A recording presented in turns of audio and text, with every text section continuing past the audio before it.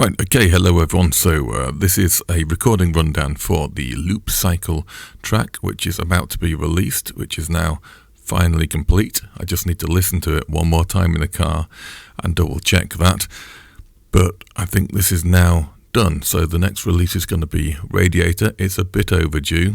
There's some catching up to be done, but this will be out within the next couple of days. Just trying to work out if I need to do a video for it and all that. But anyway, that's beside the point. So I'm just going to run you through quickly how it looks on screen, what it sounds like in places.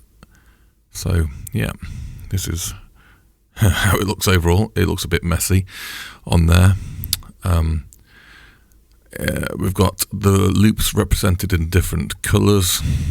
Red is loop number 1, green is loop number 2, blue is loop number 3. Not much going on with the looping really until you get to the end, and there's a lot of layers there that go down. The yellow parts are one-off parts, so those are parts which are played or sung and then not looped. Okay, so let's start it off. Just play you the intro here. It starts off with bass and beatbox.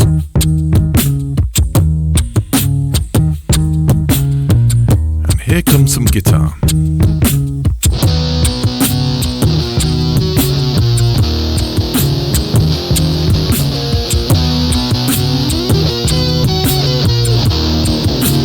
So you can see so far it's quite a heavy track in places, not all of it, and you can probably hear some hiss now as well on the recording. I've got my headphones low so I can't hear it currently or at all right now. That's weird.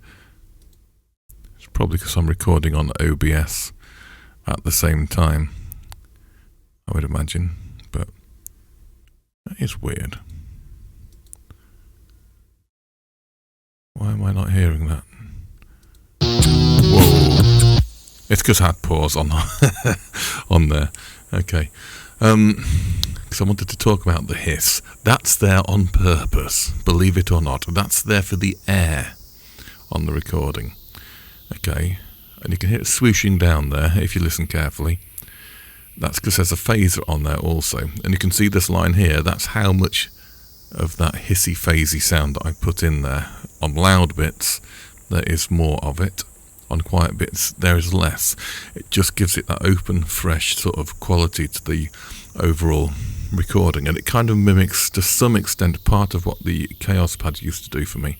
But now that is broken, I can't use it anymore, so I've had to do it by other means. So there's that, and then on the mastering side of things, if that will open, we have this delay, which I've used very subtly, and it's only on the sort of the higher frequencies, well, from 2 kilohertz up at least. So I suppose that's high mids all the way up to 20,000 hertz.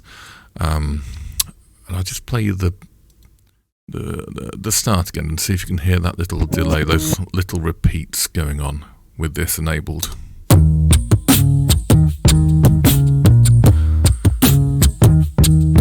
Just on the beatbox you can hear it mainly.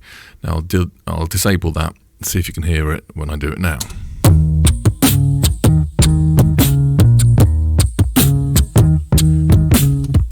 There we go. Why is my master peaking? That's weird. Yeah, how peculiar. When I take the delay off, that goes too loud. That's strange. Okay. So yeah, that's one of the things that I've used to put air on the recording. I've done other things as well, such as it's all been EQ'd, of course. We've got a boost there at the end, down there at 50 hertz. That's got a sharp brick wall cutoff, which adds some resonance around that frequency to the bass parts, which gives it a nice solid sort of low bass sound. And then we have a boost at 100 hertz to give it more of a nice sort of tone to the bass, smooth tone. And we've cut the pain threshold here a bit between 1 and 5 to 6 kilohertz, so that you don't get ear fatigue listening to it, and so it's not ear piercing. And then we have reverb here, just on the very high end.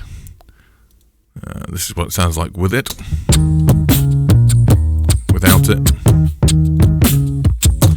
Again, giving it that high, swooshy, sort of clear air quality to it. And similar with the harmonic exciter, that's got an invisible lift on there, which just makes it that bit clearer. Gives that impression. On the dynamics here we have expansion. I've set this up as an expander rather than a compressor, so that the quiet parts are boosted louder and the loud parts are then handled by the maximizer, which is a limiter with an auto gain, and that deals with the peaks. So I'll just show you what the expander does. Compressor, but used as an expander here. So see there, it's in yellow, where it's there, that bit where the cursor is, it's boosting it by that amount. Okay, and in the quieter bits you'll see there is a value there, and then when it gets the louder bits, that will go away.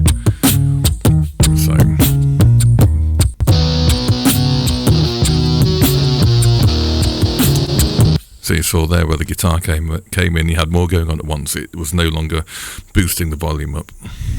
Okay, this is just getting everything sort of level so that it sounds correct as a properly mastered recording, and you get the right perceived volume out of it. We've also got stereo imaging on here, so that just creates a wider stereo field. I normally use that for the higher frequencies, as you can see here. And keep band 1, which is where most of the bass stuff goes on, keep that pretty much unaffected, so that's fairly central. That's pretty much standard for this. And I won't run you through that too much. We've got the maximizer here, which gives it its overall sort of volume boost. Okay, it's going to get loud in a minute, so get ready. But I'll show you how much reduction I put on it normally. So here we are.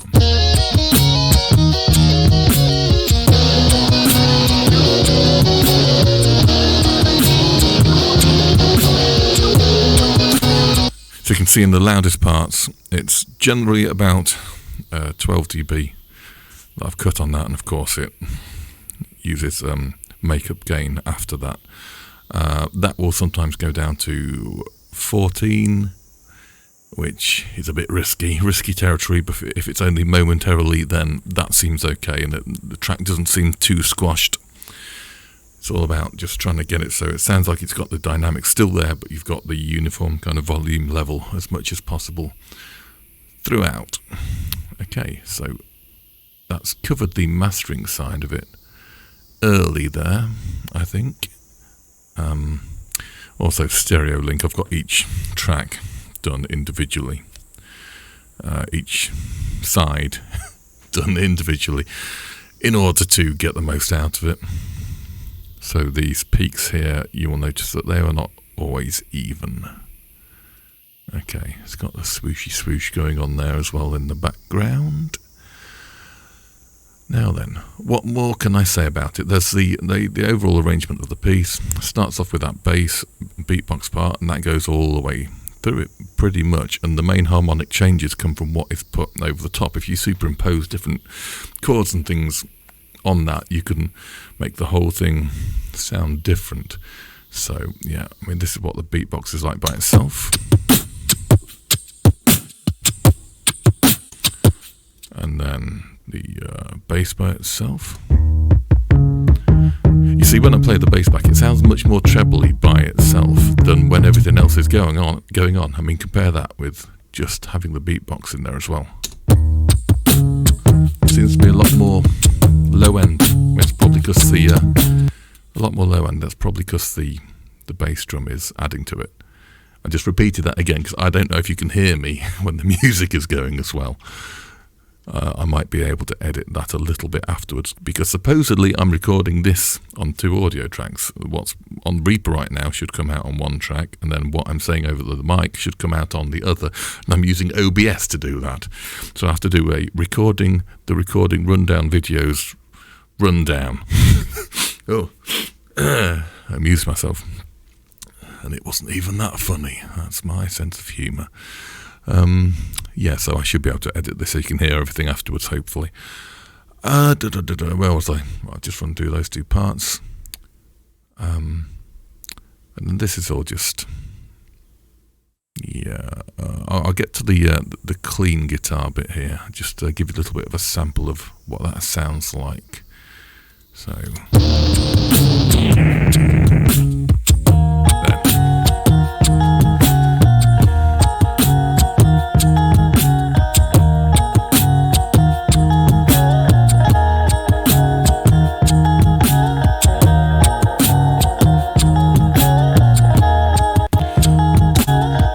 So for that, I mean, that's pretty much as it would sound live. I just, tarted it up a little bit, so to speak. Put a bit more reverb on it, make it sound a bit more in the distance, I don't know if I EQ'd that much at all. I probably did. What have we got on here? Yeah, I've taken the pain threshold out on it and just taken the very low end out on it because we didn't need that.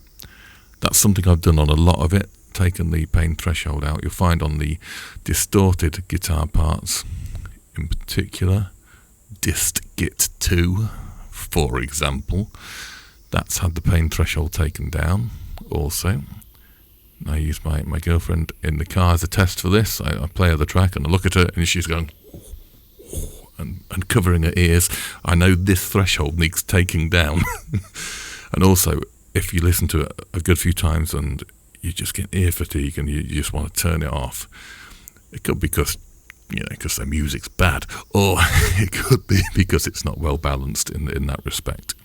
So, yeah, hopefully I've got that about right. I've taken that down in a lot of places, particularly on anything very sharp, but left the higher frequencies in around there. Also, you'll notice on this one, because this was a lower chuggy distorted part, so I wanted the treble down a bit, and I've boosted here about 150 hertz, and that's the chug area, I think, for guitars. It's got a bit more chug going on, and I mean it's boosted at 100 hertz as well a bit, but it's not interfering too much with the bass guitar, I would say, and then just dropped it off below there.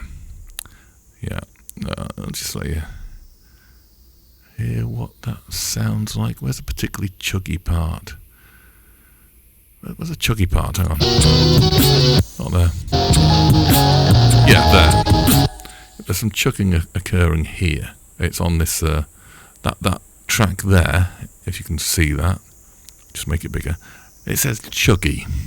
That's how I've labelled that. So here it goes.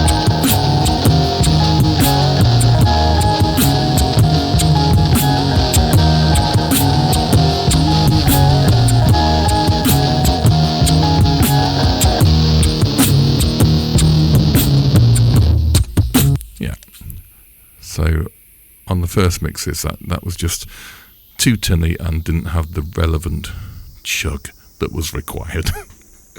Now, something interesting on this is the vocals, how these were done. It's basically through the normal loop cycle effects that I have on the board, but this has been cut up a bit more, made a bit more glitchy for this, because I wanted more of a broken robot sound, so it's a little bit different.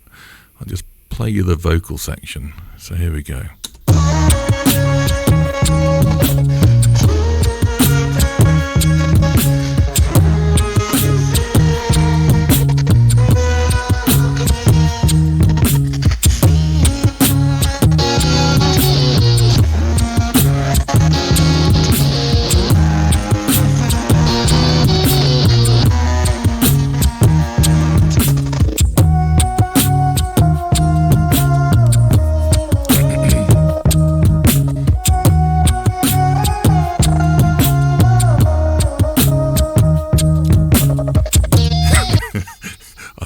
Glitchy bit at the end there. That bit, I'm not going to try to imitate it with my voice, but yeah. So that's how that was done, and if we zoom in a bit on this, you can see how it's fairly chopped up on or put on different tracks which have different sort of stutter effects and things on there. That's just got a resonant filter on that one. What's on this one? Oh yeah, it's got auto pan on that, a stutter effect, resonant filter, all sorts on those. Okay, now what else? Let's take you to the end and show you the build there. Now this may get a bit crazy for some people because there's a lot going on, but I tried to separate it out by panning it. Each part that comes in is panned further and further to one side, and the previous parts are turned down slightly as new parts come in, generally, to help stop it sounding like there's too much going on at once. But it is a wall of sound moment, so it is supposed to sound big, crazy, chaotic to some extent, but there's a lot of sense within that. In that, if you listen to it, you can hear the harmony, you can hear each part playing individually if you concentrate and keep track in your mind of each part that there is there. So it can sound chaotic, but I think I can at least separate out each part in this, and I think that provides some interesting textures for listening and gives it a nice crescendo before it then brings it back to something simpler, because this is generally, for most of it, quite a simple track with that bass drum beatbox and the bass going throughout it, and bits coming and going on top, and then just a distorted guitar coming in and out. So yeah, right, I'll lead into this very slightly. Hope you're ready for this. I'll play this whole section to the end.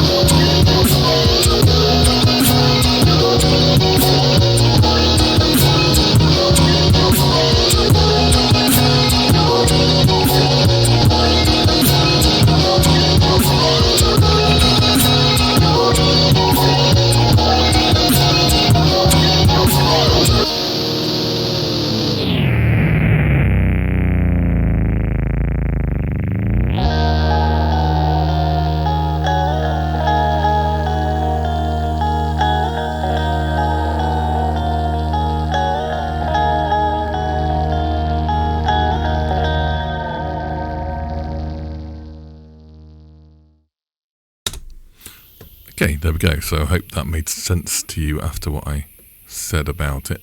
One other thing I wanted to mention here in the outro. Pause that'll stop the hissing. This bit, the dive bomby bit, I did boost the volume on that when it goes down really low, because I thought that was quite a nice effect to have boosted there. You can see there's a lot of crossfading going on these tracks here. I can't get the arrow so I can make bigger the thing. So yeah, crossfading that section into a normalized section, which was made louder through normalization. And yeah, and then all these crossfades just to make it smoother, and I wanted to elongate the ending somewhat.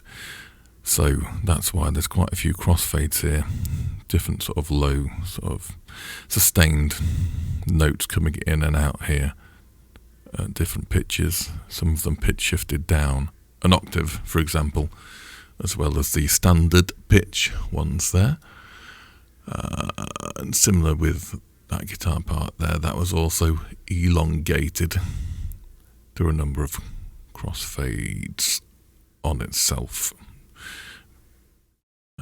Okay, yeah, so I think that's covered it, apart from the ducking compression.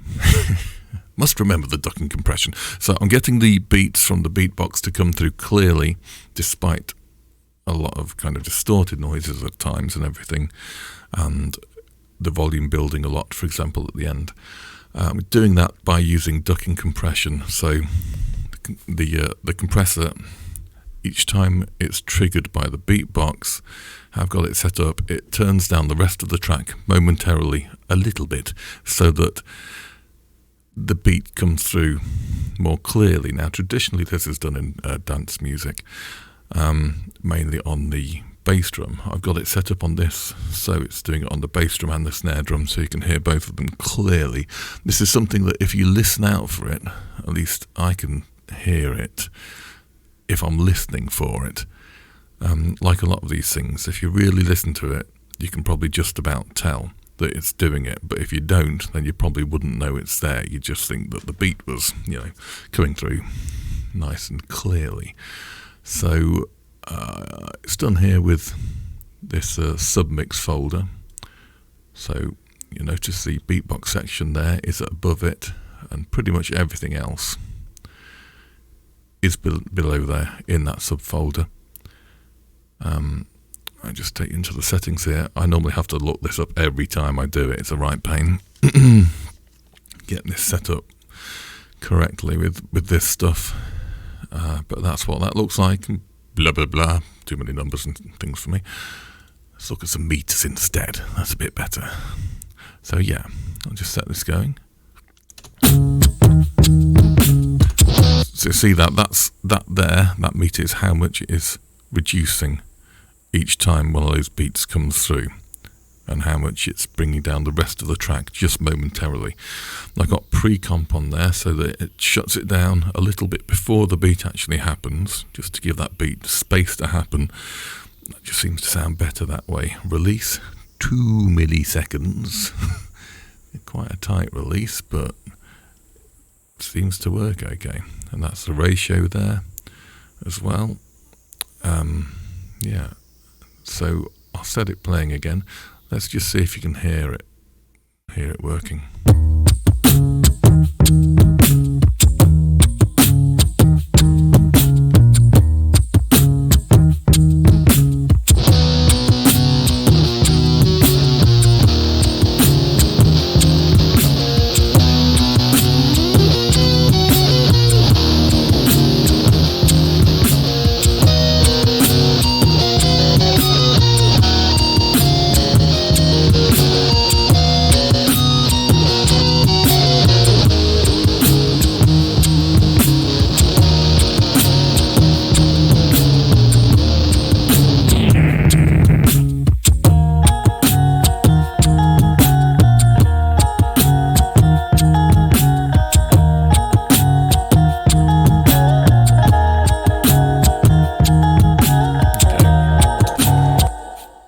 Just play a reasonable section of it there so you get to hear a bit more of the track.